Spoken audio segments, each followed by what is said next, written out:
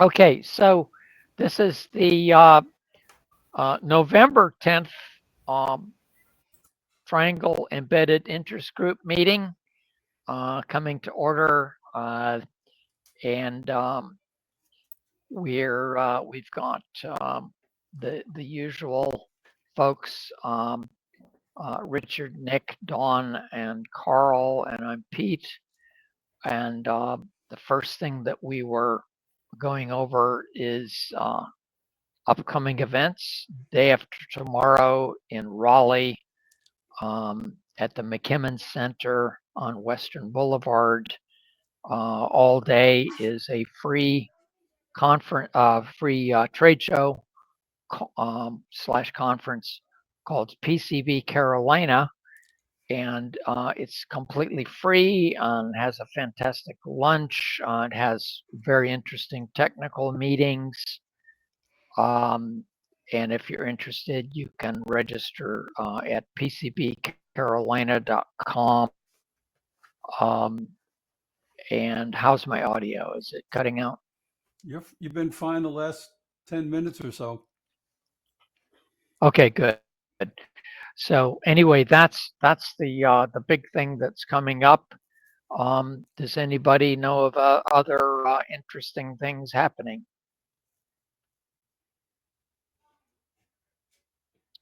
Okay, so as I was saying earlier before we started recording, um, we've Dawn and I have put in a good bit of effort, and we've got some new hardware to put in place for live meetings where we can properly support remote connections. We've got a good quality conference speaker microphone and some good cameras, and we think that if they're agreeable, the folks at the Forge um, will accommodate future meetings, and we're expecting to leave the equipment in place so that the folks at the Forge can use it anytime they want to use it. So that's the plan Have you acquired this equipment already? upcoming meetings. We've acquired it and we've tested the hell out of it last Friday afternoon. Yeah, it's very, very good. Um, and you get what you pay for. So we're talking about a couple $100 um, of investment, and we think that it'll pay off very well. So beyond that, we don't have an agenda per se. Um, we're oh, and also just to catch up, uh, we don't know what's going on. Oh well, no, I'll leave that out. We'll discuss that later. Sorry. Anyway, I'm going to shut up, and if folks have something interesting to discuss or to share, now is the time.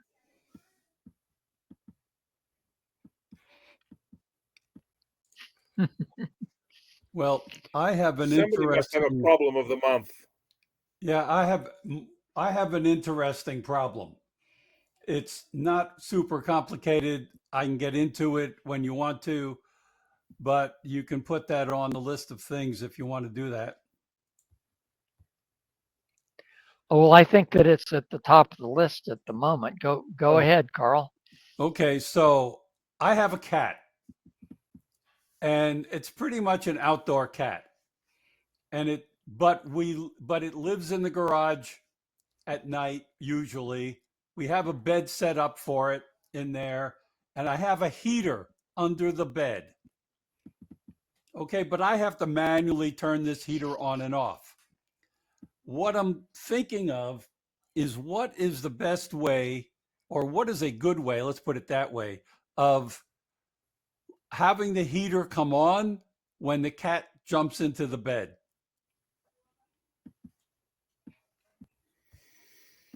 You mean on top of the bed Yeah, or well, under the bed? it's um, so it has three sides and a little lip in the front, and and then padded bottom. So she's kind of covered on three sides. The top, it's actually on the first shelf of my workbench, so she can get up there pretty easy. She just jumps into it. Well, you can go old school on this. Peter Renches was talking about folks buying up old bathroom scales and utilizing the pressure sensor in them, and you could use that signal to run your relay or whatever it is you want to use to turn on the heater pad. But it's just a simple pressure sensor that sees the weight of the cat. So you want, about 5 pounds or more, have it that threshold be anything greater than that threshold or more, consider it on or the cat present.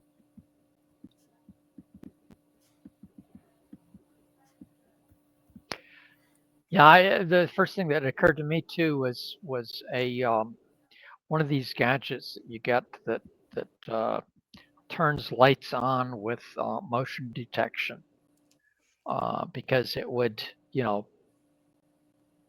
probably be straightforward to wire it up to turn the heater on instead of a light bulb, um, in reaction to the motion. Well, I've got Um, a number of modules here that I actually picked up over at Home Depot, of all things, that happen to be radio controlled relays, essentially. Anything that you plug into them, like an appliance, you can turn on and off. And obviously, I found the right frequency and I can send the radio signal to turn it on and off myself, the protocol and the frequency. That's one thing, but the way Carl was putting this was cat present, and I'm thinking a motion sensor will activate, unactivate, activate, and unactivate, and you don't want to be turning that heat pad on and off that I was frequently. just thinking of that. Once you turn it on, you want to at least leave it on for a minute. I've got a space heater up in my electronics room that love to turn on and then a few seconds later turn off because the temperature was hovering near its detection point. So I modified it so that once it turns on, it has a hysteresis. It stays on for a while and then turns off. So instead of a motion sensor, I still go back to that pressure sensor. Yeah, You I know, like the idea of a pressure sensor. However, using an old scale, the problem with that is, where do I put it? So the bed sits right oh on no, no, top no, no! of You got to remember, the heating pad, you're and going to take the scale apart, and I and just use the presume that you sensor. have Okay. like a blanket or a pad or something for the cat to lay on. You would embed the sensor between the bottom and the top layers, and then they are fine for the heat of a heating pad. I don't think you're going to ruin the sensor. Yeah, that was the other thing I was thinking of. I've seen a lot of YouTube videos where they train dogs to hit buttons and communicate. They've trained cats too. Do you think you could possibly, you know, give the remote control, give the control to the cat, and train it to turn it on himself? I mean, it's that's the obvious thing to do. Well, by crazy A little bit. I coincidence, can't eat a lot. I just bought some gadgets that are little round disc things with large push button switches on the top, uh, where each little individual disc can store a voice playback. You can record an arbitrary thing, and then when the button is pushed, it plays back. And I'm I'm actually going to see if I can teach my cats to to push the button to get me to do something. And because they're eager after normal morning, super eager to get treats, and Well, motivated to be able to push that. But the trick is whe- whether they can actually push it hard enough to activate the button. well, I mean, cats are. I've had a couple cats, and they are inherently attracted to keyboards. So if you just left a keyboard anywhere on the desk, Right. Exactly. Yes. Yes. they would come across Uh, and stomp on it. attached to your critical edit session, right? Yeah. So they can apply their edits to your file. Yep. Yeah. Well, anyway, what other solutions have we got? So we've got the pressure sensitive, and we've got motion. And I should point out that a lot of the motion detection things that I've seen, they do have adjustments so that you can arrange for the thing to stay on for quite a long period of time. Uh, so it's not going to be turning on and off, is what I'm trying to How say. about So just? as long, I'm sorry. Go on. You no, cut no, out, Pete. I'm going to say. However, if the cat goes to sleep and is perfectly still, it is going to turn back off. So the motion detection And is then the cat will get not a cold and great get up idea. and then turn it back on again. Well, that's a point. That's a good point. But how about just Yeah, a presence detector? sure, absolutely. And in fact, I've got one or two sensors that I'd be happy to give you from a client project um, that would be perfect. I mean, you just combine that with a solid state relay um, to turn the thing on. Yeah, that would work. A PIR or radio? No, this is um, yeah, it's what is it? It's infrared. I think it's infrared, and it just detects the reflection um, of How about something like this? the Yep. light. Yep. That's the PIR type thing I was talking about. Now that's a PIR, and um, the trick with that is it's really designed to detect motion. So it's what I was describing. I think it's a Panasonic sensor part. Um, it literally just detects reflection of the light, and its actual design is to give you the distance from the detected thing, but you wouldn't care about that. You would just say, hey, I don't care what the distance is. I'm just seeing something. Whereas the PIR, the way they're designed is they're sensitive to uh, changes in the lights that's coming through the Fresnel lens, and so that wouldn't. I don't think that would be No, satisfying for because you. as soon as the cat fell asleep and was still, the heat would go on. Exactly. It'd have the same problem. Yeah. Years and So, years ago, I worked for a company called Solvay, a European company that had a piezoelectric film that would respond. It was incredibly sensitive, and they were trying to develop a sudden infant crib death detector because if you put it under the baby, as long as it was breathing, then you'd get a small piezoelectric charge, which would set the thing going. You could do the same thing, and you'd have a dead cat detector too. Yeah. It wouldn't help if the heating pad developed a short and started a fire, though. Yeah. We're just trying to be helpful, Carl. But no, Yeah. that on that subject though, um, something to detect the warmth of the cat might be useful. Yeah, So that's what I was thinking of. I'm sitting here looking at my AQM setup, and the heat detector is right there, the temperature detector. And yeah, so you could do that plus pressure, or they make all kinds of safe heat probes. yeah, However, there are problems with that because then once it gets nice and warmed up, how do you tell when the cat left so that you can turn it off? And that I don't know. But well, I would expect the temperature to start to Well, fall, right? I mean, are you detecting the temperature of the cat? that's what I was thinking of originally. Yeah, Right. because So if we they wanted to left, go. then so the heater that I have is specifically made for animals.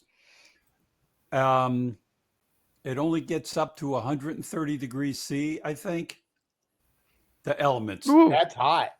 Yeah, but no, 130 F would be, and in fact, that would be very hot. maybe 136 130 F. would, That's yeah, right. would Yeah, I think you might be right. you'd have cat meatloaf.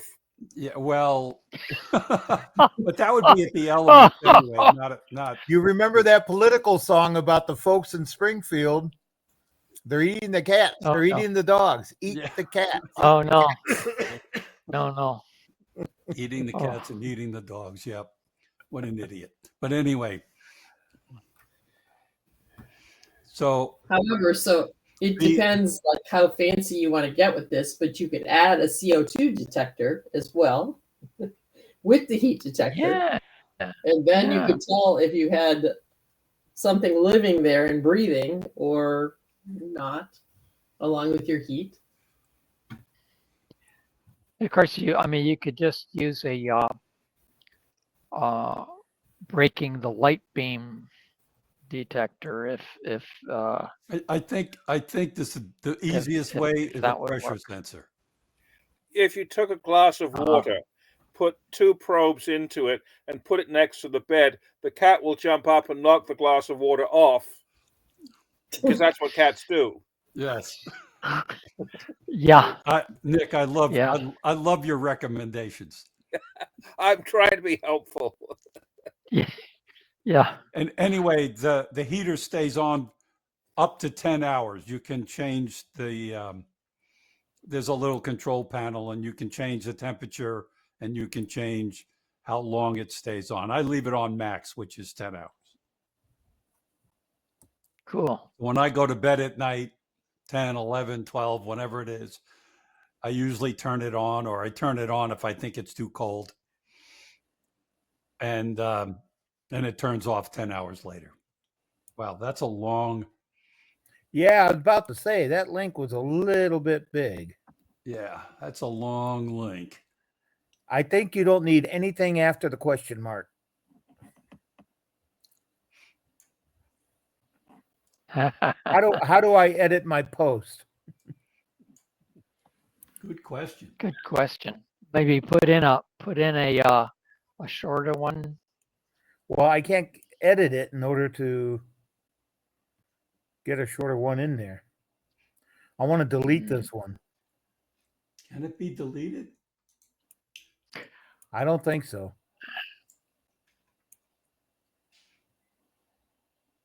I don't even see the question Yeah, mark. It's yeah. That's a long link. yeah, the question mark is. Oh, I see it. Yeah. But that's Anything after the HTML question mark can be deleted. That's those advertising links. Sorry about that, guys. The first four No. links.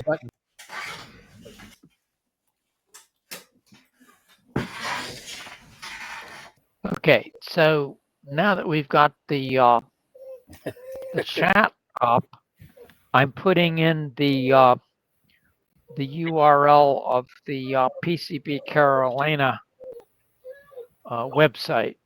So in case anybody's interested, I just put it into the chat, and it seems to have gone in twice. But the second one, you should be able to click on to go to the website and get registered for the Wednesday event. So let's see. One interesting thing that I read about recently that I thought you guys might find amusing is someone has come up with a Intel 386 emulator that runs on an ESP32. So with an ESP3, got a pair of 240 megahertz cores, and you may recall, if you can think back to PCs of the early 1990s, um, late 80s, early 90s, I think, the 8386 ran at 16 to 40 megahertz. And somebody has come up with an emulator that allows you to run Windows 95 and Windows 98 on your ESP32. Um, so if anybody is interested in that, again, I would have to see some real energetic interest. I can dig up the link um, and stick it in, but I that came across Hacker News recently, and I was personally thinking that having to look at Windows 95, Windows 98 again would be not a pleasant thing. Maybe I'm gonna. By the way, you guys saw that MS-DOS 6.0 is now open source, Yep. and people have been running Yeah, Windows 3.1 on it. right. And these guys with the emulator allowing Windows 95, 98, they obviously have sources of binary distributions of Windows for running. So, what else is new? Make sure you got Y2K patches for it. There was that whole CD of Y2K patches for Windows 98. Oh, I think that everybody would be on the edge of their chairs to deal with that. Yeah. Yeah. So,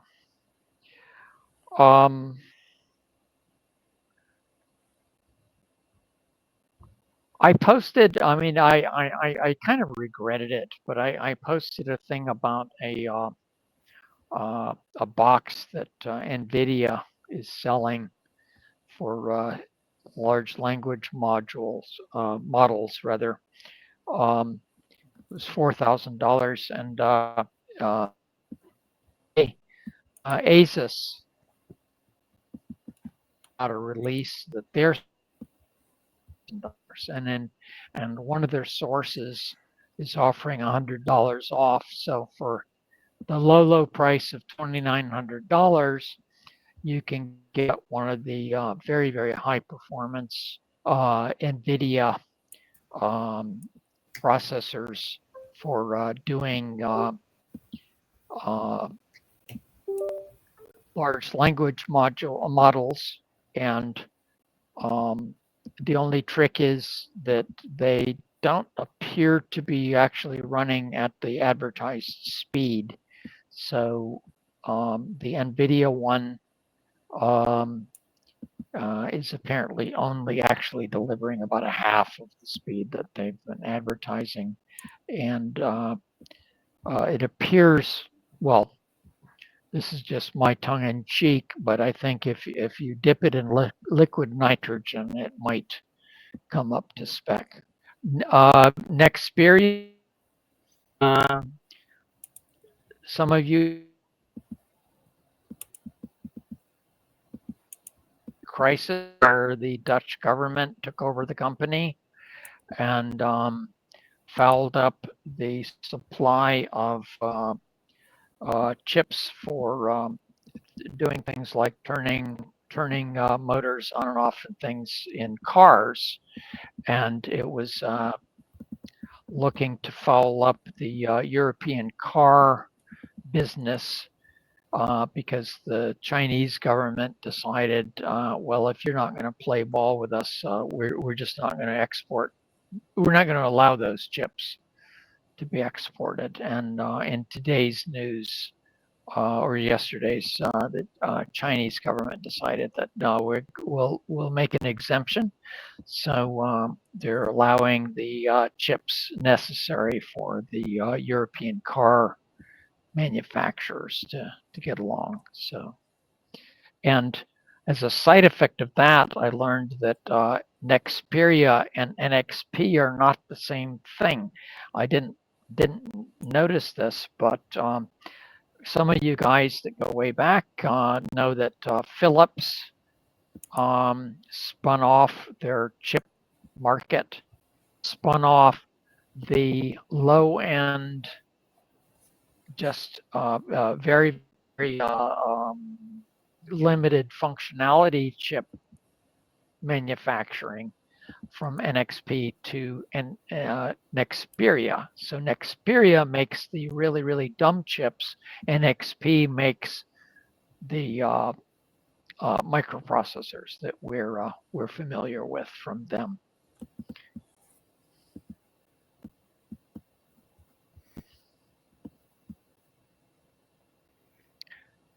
So shall we play some country western music now? Well, just a minor. I was working on something where I had some very long JSON files that had to be parsed, and I had not asked ChatGPT to write code for me, but I did in this case, and it did a superb job.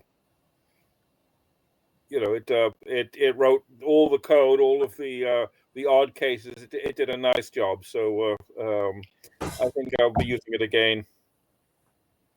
And that was Chat GPT. Yep. You're on mute, Carl.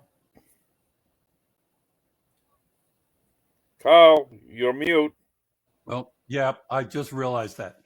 I turned it off because I was coughing and then forgot to turn it on again. I use ChatGPT almost daily. And I found that over the last few years, it has really gotten better. It doesn't hallucinate nearly as much. Still, once in a while, it comes up with something that's like, but it never says, "Oh, I'm sorry, that was my mistake." It always makes up some excuse as to why it did it, which Yep. I find a little egocentric.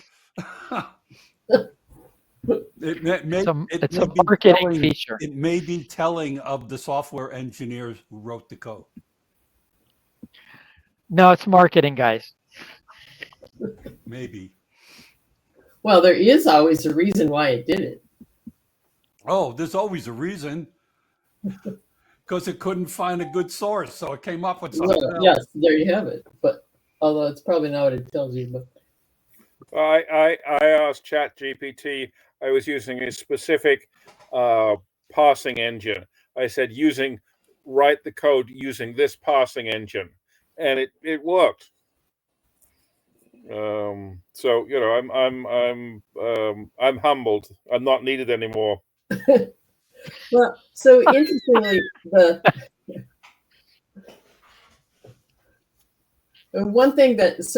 thing that I found that it doesn't do well is if you have a two-part phrase or a negation that you want it to look for. It can't do that.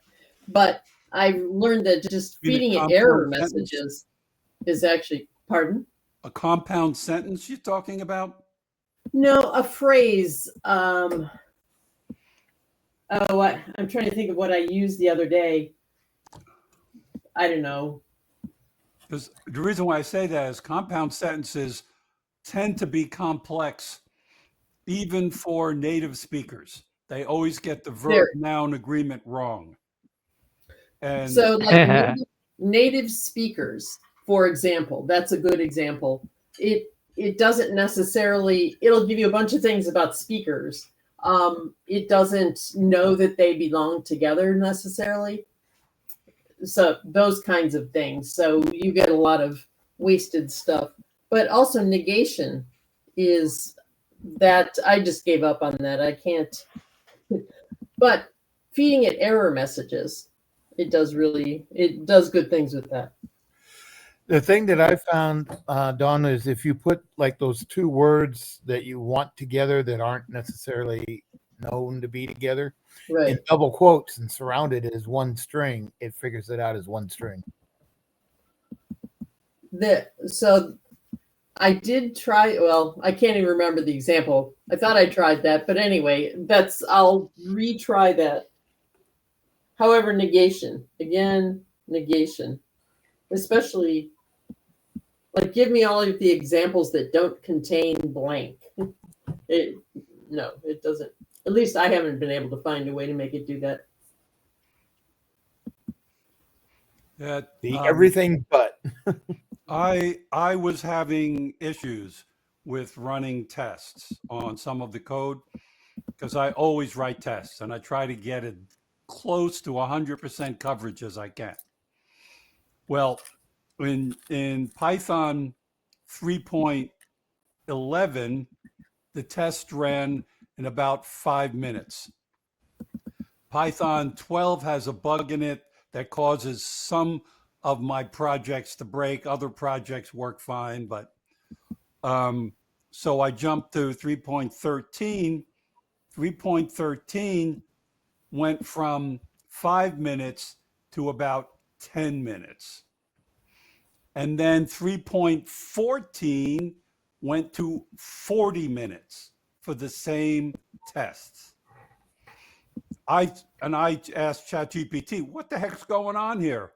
They said, because Python's trying to get rid of the GIL, the global interpreter lock, their performance for importing files and anything that has to do with like database reads and writes has been slowed down tremendously. And they expect it to be fixed in 3.15, which is another year away. So some of my code works fine with 3.14 and some doesn't. So ChatGPT actually told me exactly what the problem was, which was crazy. I didn't expect it to know that, but it figured out that because they've changed all of this stuff dealing with imports to try to fix the GIL problem, that this has temporarily caused some functionality in Python to slow down, which I found kind of interesting. It makes perfect sense too, what it told me. So, Yeah, that does make sense. I mean, you can kind of tell when it's hallucinating and when it's not. ChatGPT 3 used to hallucinate horribly. I mean, all the time. It would come up with, when I was doing GUI stuff, it would come up with built in variable names in the framework that I was using that didn't exist. And I'd call it out on it and would go, oh, sorry, maybe they've changed it. I go, no, they didn't change it. This has never been the right one. It's just like a little kid. It wants to answer and it doesn't want to admit that it was wrong. Exactly. It's narcissistic. Well, my takeaway is you really need to be able to differentiate a correct result from an incorrect result, and if you can't do that, you need to be very careful with the LLMs. Same can be said for BBC. Exactly, right. Yeah, if you don't have $1 billion to fight the lawsuit, right? Yeah. I thought you were talking everything. about how the BBC sometimes makes up news. That's what I was. They hallucinate too. Yeah, I mean, I test everything that it gives me. I test everything I write besides what it gives me. And if it doesn't Yeah. pass my test, it doesn't go in the code. No, well, I mean, in my opinion, one of the big problems is folks. In fact, there's a really nice. I can't remember if it was in Guardian or one of the papers. Somebody's column about how you can be sucked into believing what it tells you and really get into a delusional situation because you're not being able to discriminate what's right and what's not. And Well, anyway, I yeah. was just listening to a podcast yesterday where they were talking specifically about how do you teach kids programming now that there's LLMs around? And one of the problems the teacher said is that if the student just asks it to dump out a bunch of code and that student can't explain what the code does, then their code gets rejected. If the student uses an LLM but can still explain exactly what the code does, then the teacher says, perfectly fine, we'll accept that code. Interesting. Yeah, I mean, well, that's not inconsistent with what I was saying. That it all comes down to being able to tell whether or not it's fibbing.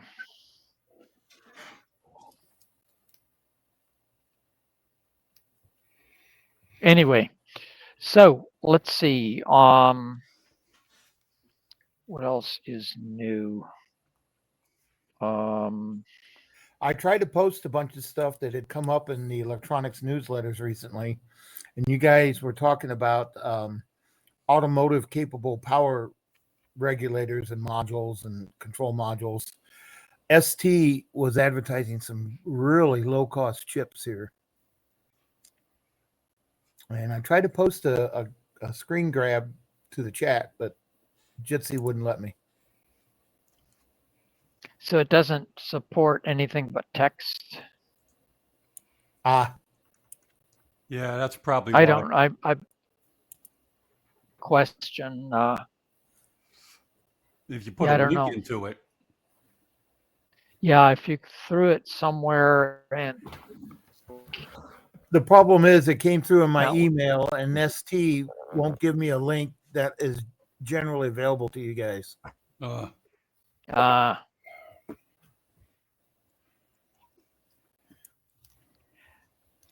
Yeah, Scott, you're frozen. Yeah, I was doing some work. Yeah, he's been freezing and unfreezing.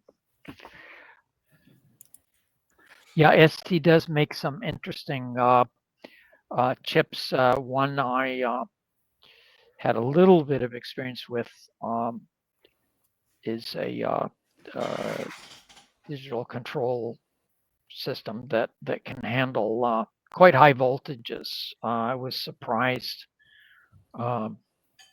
at the high voltage capabilities.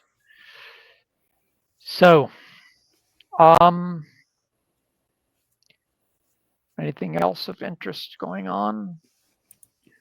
Have you got your nitrogen lasers punching holes in your workshop, Nick? Well, you were there. I'm working on the positioning thing at the moment, and that's actually looking remarkably good. I'm making or putting something together that makes probes for a tunneling scanning electron microscope, which involves very accurately etching probes down to about 4 nanometers in diameter.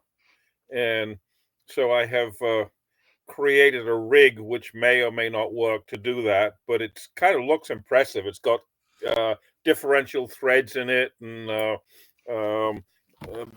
very accurate rotary positioning stuff. It may not work, but I'm having fun.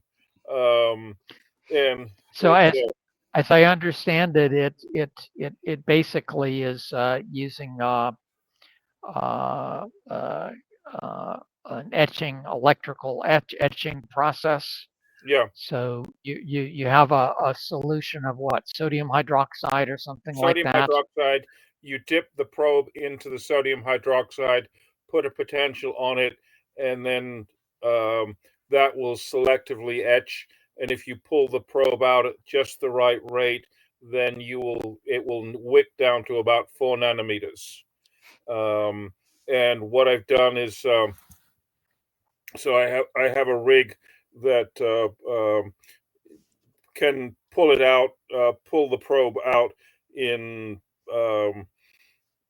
50 nanometer increments, and then the problem is testing it. But I've got an in situ test where I lower the probe onto a conductive surface and look for the tunneling current, and that will tell me how big the probe is. So I'm actually going to be able to test it in situ. Tunneling current will be on the order of femtoamps, but that'll give me a way to actually be able to say, because I'm monitoring temperature, I'm monitoring pH, withdrawal rates, any parameter that I can think of to try and get a clean etch. And I say the ability now to do in situ testing by pulling the probe out and lowering it onto a test surface gives me the ability to I hope be able to see if this works, and if it works, then I can hand these out with the ESP kit that I'm playing with that will do tunneling, so kids too can play with tunneling electron microscopes.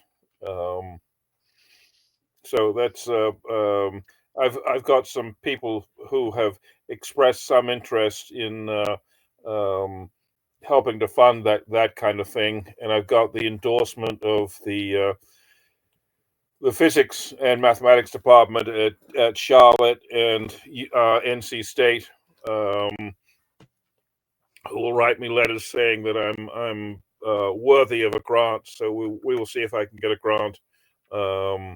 To That's not gonna, it'd be nice to get a grant to be able to give the things away. I'm still going to build my thing because I'm crazy. But it's everything is spec'd out to sub-nanometer resolution, which is small. Nanometers are small. It's that's close to, single atoms are about 1/10 of a nanometer, if anyone cares. Right. Hopefully the grant doesn't come from the feds because it may be canceled. Oh yeah, no, it's the NCID. There's a group in San Francisco which is no, this is no, Same people. the feds have decided that science is not, they're not really interested in science anymore. It just gets in the way of things. It gets in the way of politics. Yes. No more science for you. Yep. Yeah. Well, we're in a post-truth society, so it's facts don't matter anymore. All right. Okay. So what else have we got?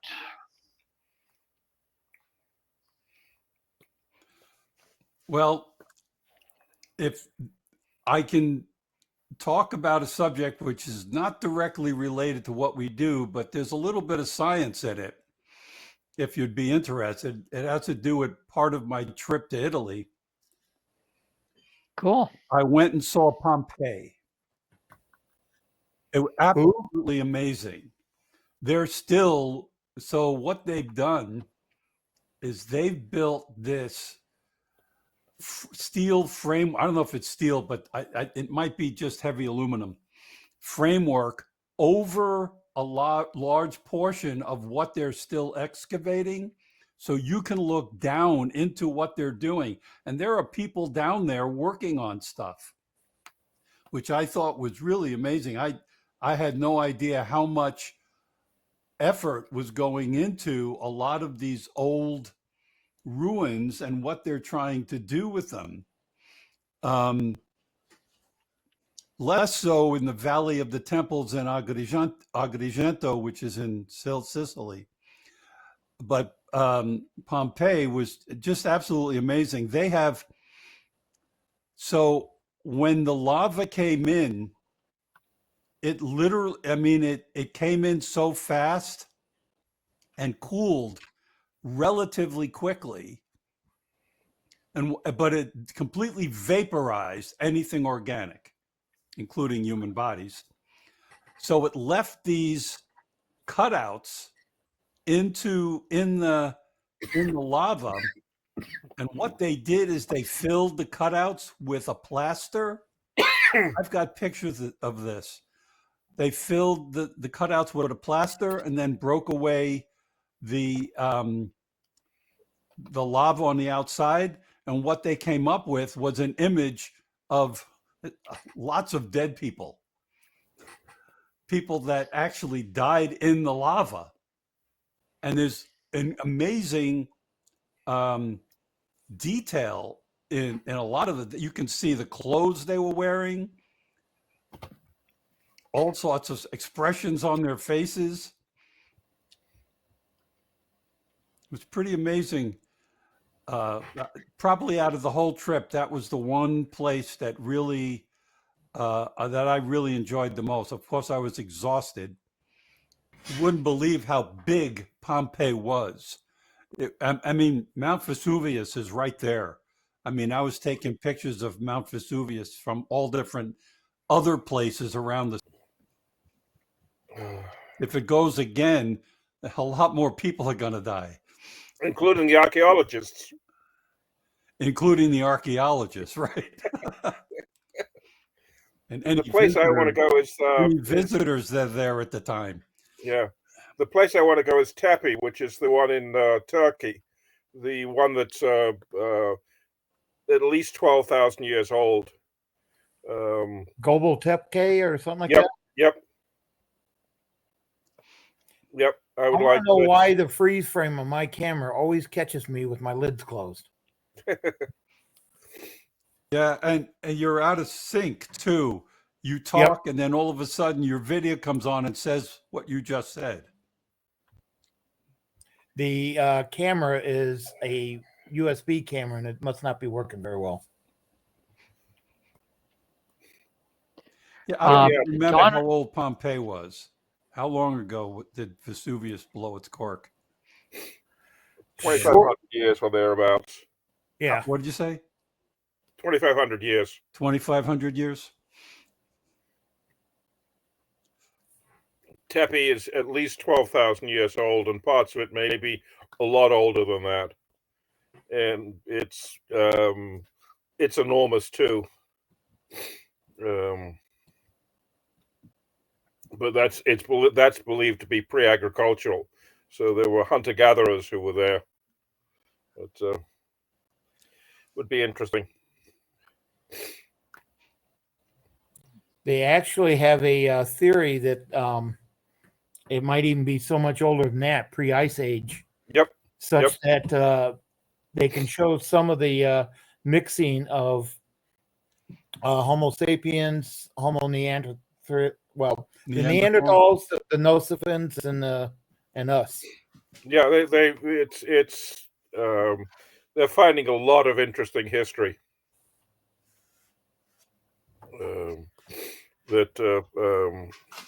Yeah.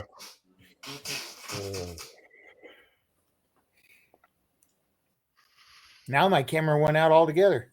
Ah, well, you now have a sign that says SH in front of you. There you go.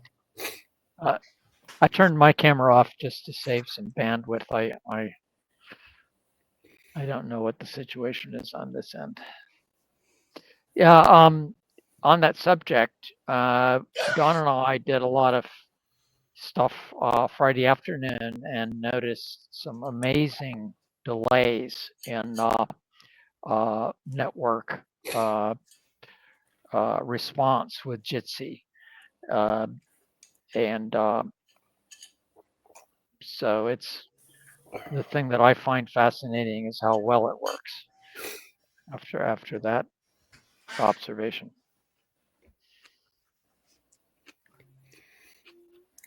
Discord's been having some of the same problems for some other clubs.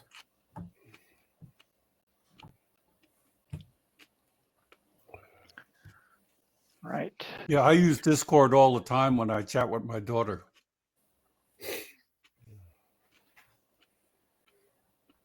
You guys, any of you make it out to the train show this weekend?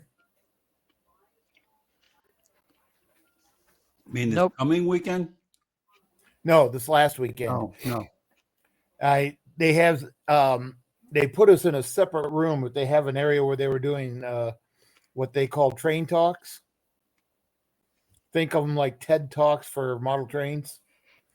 And of course, I did the infamous learn to solder table. Hardly anybody showed up this time. And I switched over to Raspberry Pi Arduino. We had a huge crowd on that one.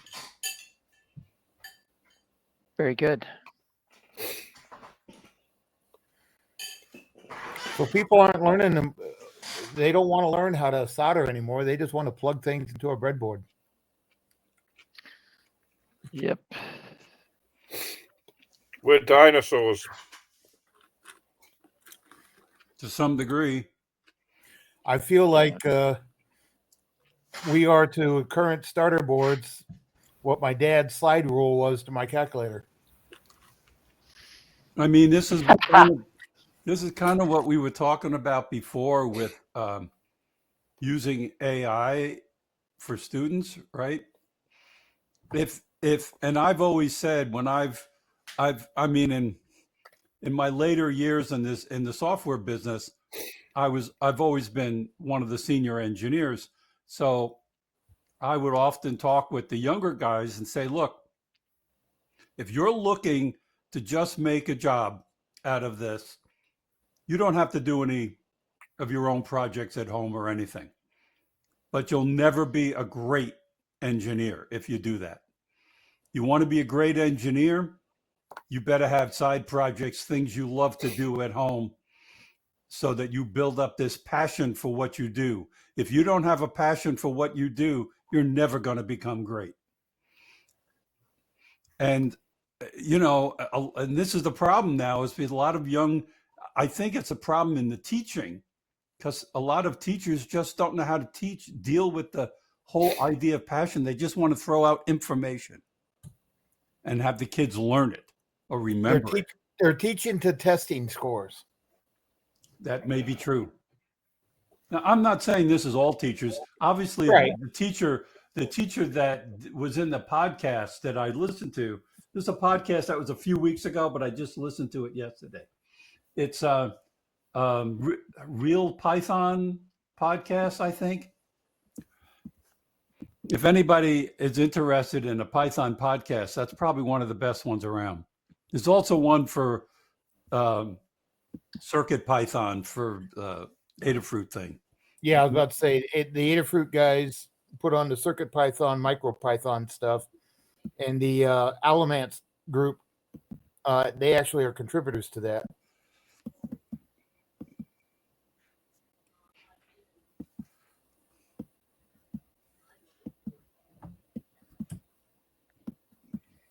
Yeah, it's funny. In my career, I had access to an embarrassment of resources, and I was never actually. I mean, I built a home PC like about 1976, It was like 5,000 solder joints or something. But it wasn't terribly interesting because at work I had just a crazy amount of equipment and resources.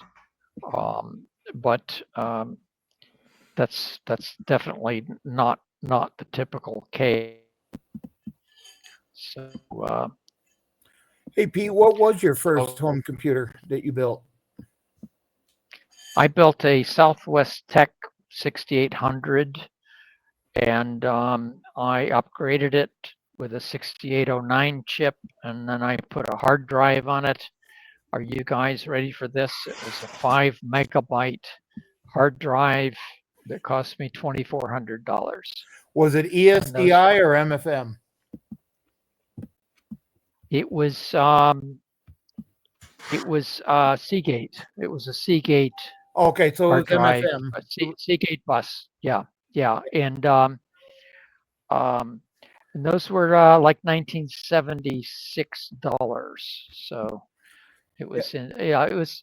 I screwed up my retirement by doing home computer stuff, but generally speaking, I couldn't get terribly, especially in the 80s. I had multi-processor uh, computer systems that were crazy powerful, and so I'm basically responding to your the passion thing that Carl was saying.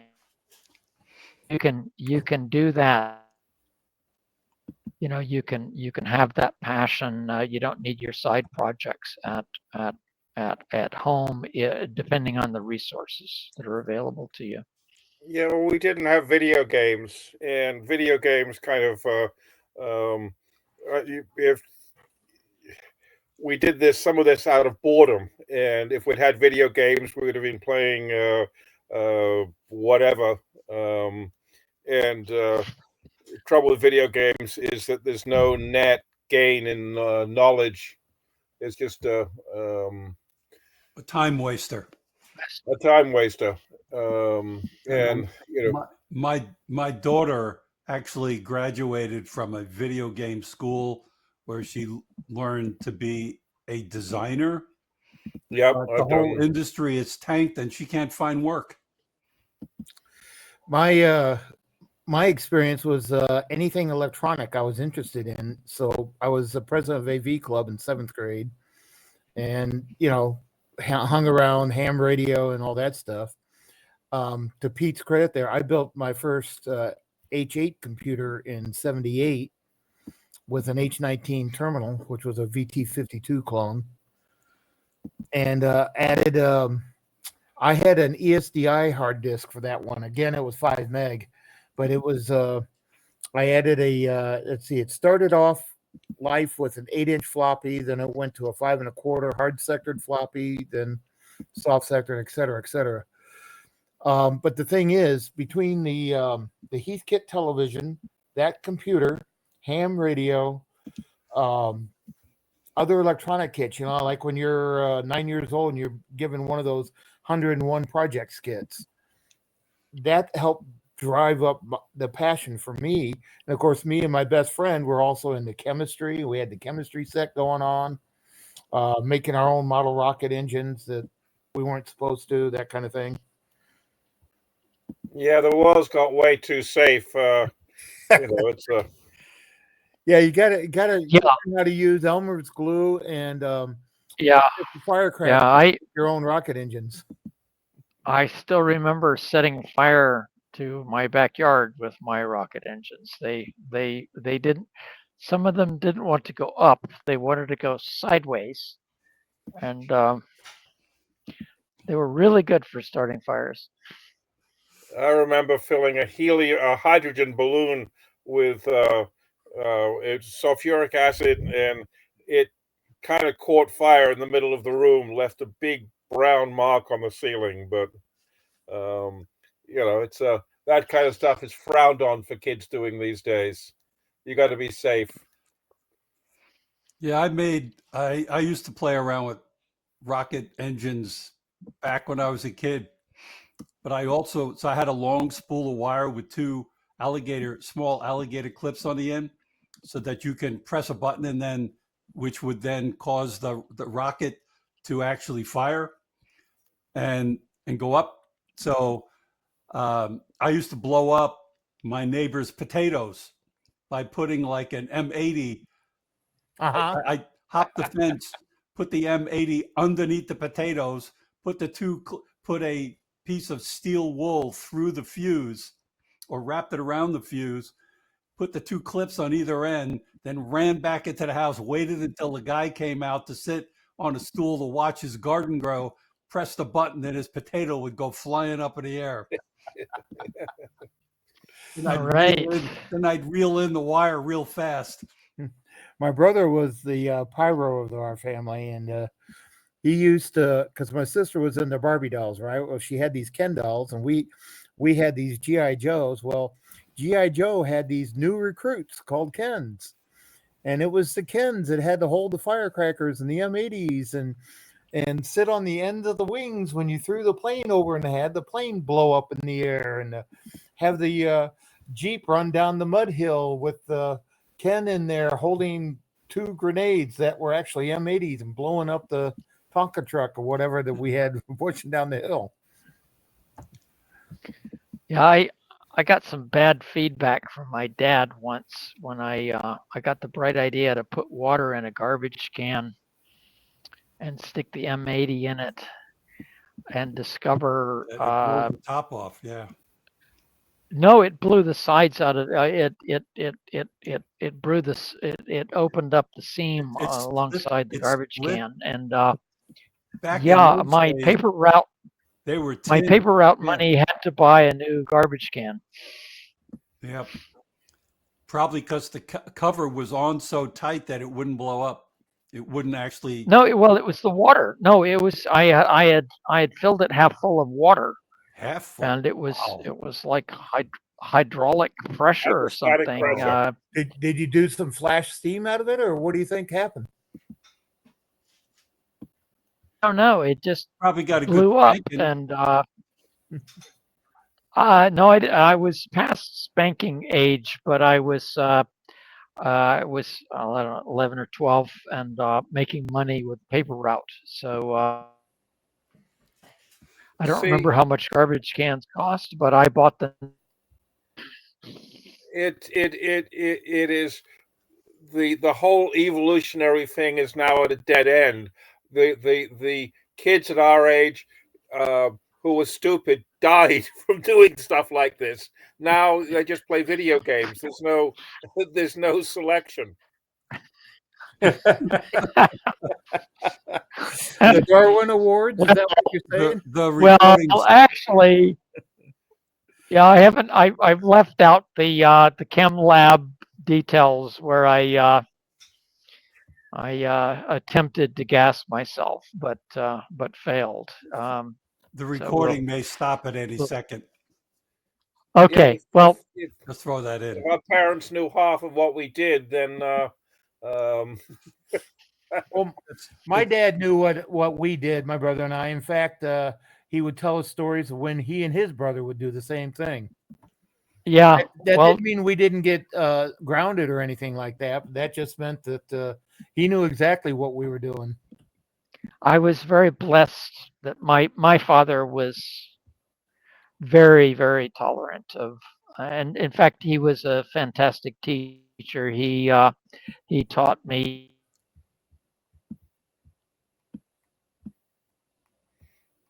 It was great. You cut out there, Pete. Yeah. He After- taught Sorry, you I was just something. saying He taught you I was something. We just just saying don't know what. my dad taught me a great deal about what I know about electronics. He was an electrical engineer, and I still remember. Oh gosh, I was probably about 8 years old when he was teaching me how flip flops work. So anyway, hopefully that came through. Um, So I suggest that we declare. he was a hamburger flipper, huh? Uh, No, he was flipping transistors for IBM. I IBM remember built. going out through London looking for unexploded bombs. Never found any, but it was Yep. went looking for them anyway. You ever Yeah. find remnants of V2 rockets? No, I mean I would go by bombed out buildings, and this was in the 60s, I guess, and there were buildings still had Unexploded ordnance. oh yeah, no, that was not, it's I used to play in bomb craters. Would make forts in bomb craters. And yeah, it's oh well, I somehow survived. Yeah, Pete, your dad taught you digital stuff. My dad also was a double E, but he taught me what a transistor was and how to make it a switch and everything. Yeah. Yeah, I didn't have that Well, advantage.